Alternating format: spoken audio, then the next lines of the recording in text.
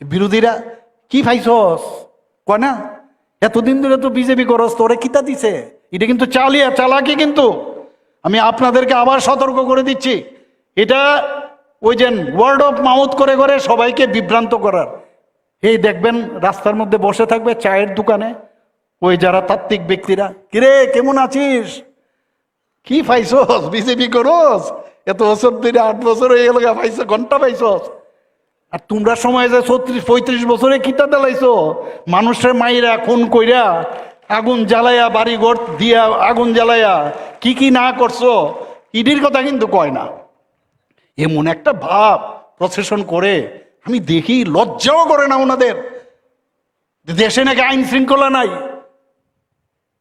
আজকে এখানে কল্যাণপুরের এমএলএ আছেন, আমার চোখ দিয়ে জল বেরিয়ে গেছে, সেখানে আমি গেছিলাম, সেখানে যে কিভাবে কতজন লোককে ওরা খুন করেছে,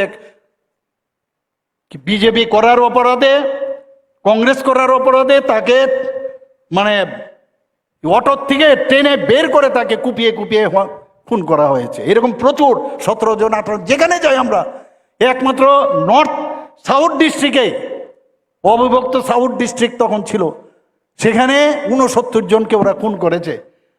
আর ওনারা বলছেন আরে এমুকের বাড়িতে একজনের মত প্রকাশের ইয়ে নেই। আরে মত প্রকাশ করুক না, কিন্তু জামা কাপড় খুলে মত প্রকাশ, এ তো আমি জীবনে